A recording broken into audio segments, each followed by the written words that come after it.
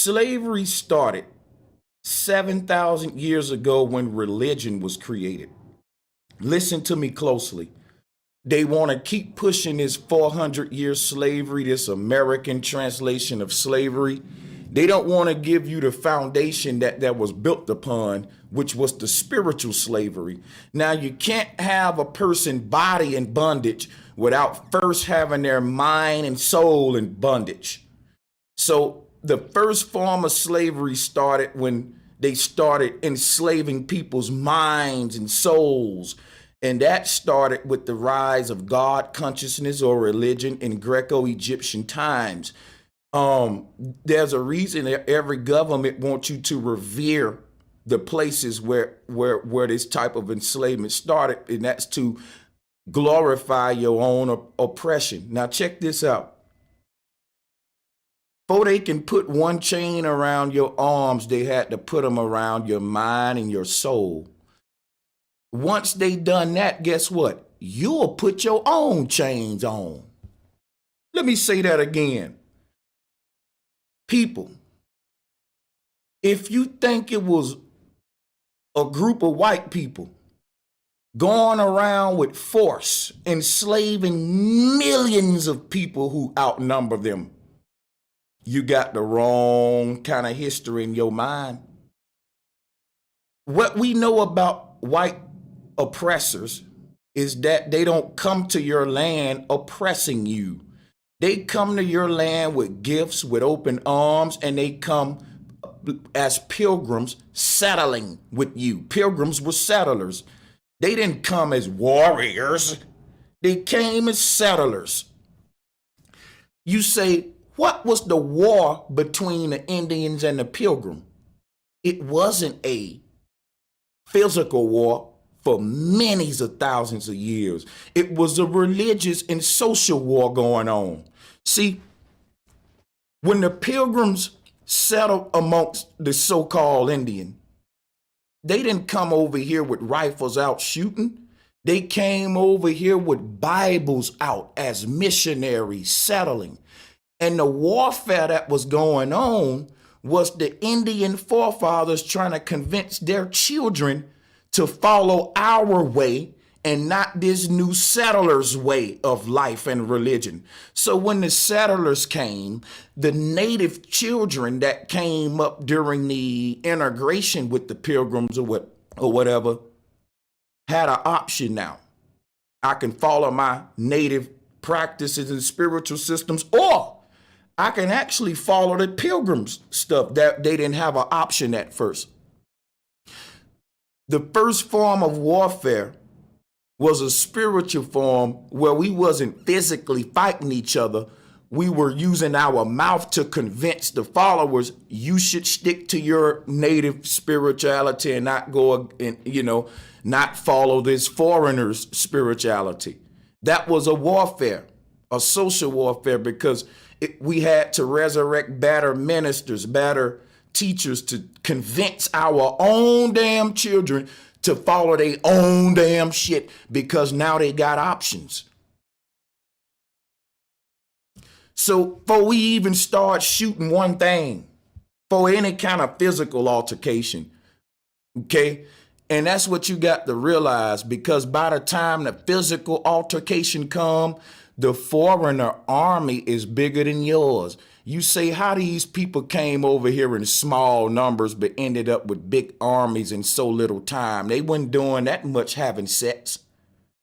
What they're not telling you, they were indoctrinating your children. And once your children adopted their spiritual systems, when it was time to fight, who you think they fought for? They fought against their own grandmothers and forefathers in the name of Jesus. People calling their own spiritual systems pagan. By the time it was time for physical altercation, the mental and spiritual damage that was done was so bad, you weren't in no position to win no physical war.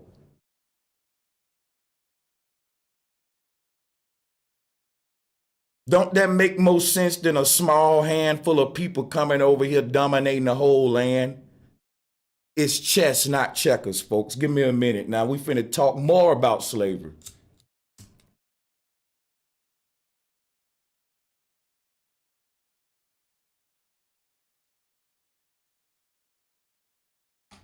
So let's talk about American slavery with black people.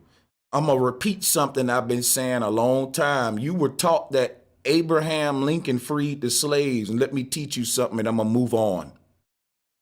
Abraham Lincoln didn't free the slaves. He made slaves free. Let me show you the difference. If you go in a store and they free the Jordans, guess what they're going to do? Take all the Jordans off the shelves and just throw them outside. They're going to release them. They're going to free those Jordans that they're captivating in that building. And they just going to take every pair of Jordans in the store and throw them outside and say, hey, you're free. That's called freeing the Jordans.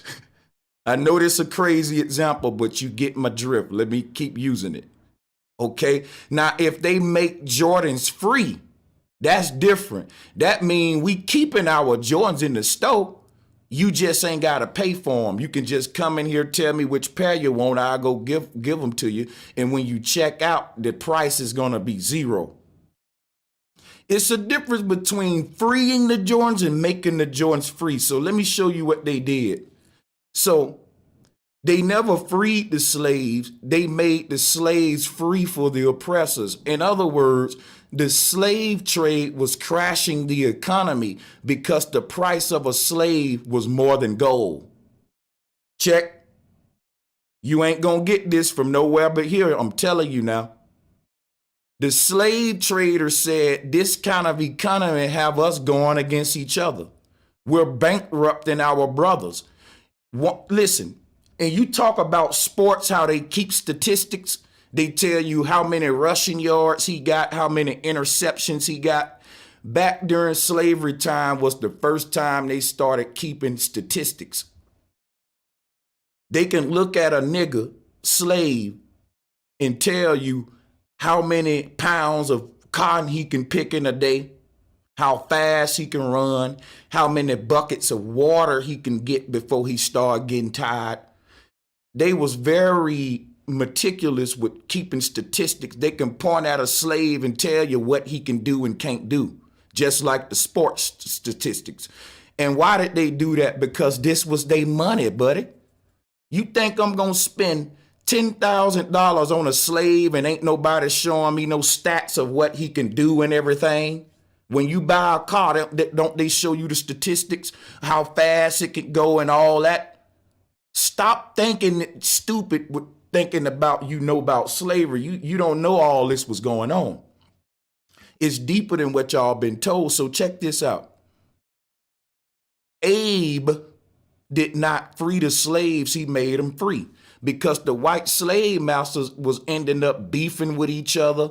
They was ending up bankrupting each other. Man, they would beef with each other if one white slave master wanted a particular slave and the other one wanted him.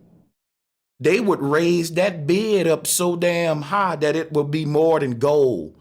They would spend, man, a year worth pay for this one slave because the bids is going up and I'm not going to let him win. The white slave master said, you know what? This kind of economy is not good for our unity because we're in bid wars. We're spending too much money on the slaves. We need a new economy to market the slave. So what Abraham Lincoln did, he said, you know what? I'm going to introduce the free economy. They didn't free the slaves. They made the slaves free. First of all, if you was freed, you wouldn't have the title of a slave. You would be a freeman. A free slave is a damn hypocrisy. Ain't no such thing. If you free, you ain't a slave. A free slave means a slave that you don't have to purchase. They started a system where the slave masters didn't have to spend their money and they stopped all the bidding. They stopped all that. And they introduced the system where the slave masters can have the slaves govern themselves on the plantation and report to work, report to duty with their own credentials. So they got rid of the stat keepers. They didn't have to have a whole industry of people recording what a slave can do or not. You know why? Because after Abraham Lincoln, the slaves show up to the master with his own what? Application, resume, with his own stats. And then the slave master would verify those stats with your past slave owners. This happens on a job application. Was he working right? Was he a good old slave? Did he do what you tell him to do? Okay, we'll give you the job. It's much easier for the slave masters now. You just live on the plantation in the projects. You pay for your own gas, food, and shelter. The master ain't got to be nowhere near you. Their houses are miles away, and you report to work. It's just a free market system. You still a slave. You just a free slave. And remember, if you were really free, you wouldn't be a slave. A free slave just means one you don't got to buy. I hope somebody share this video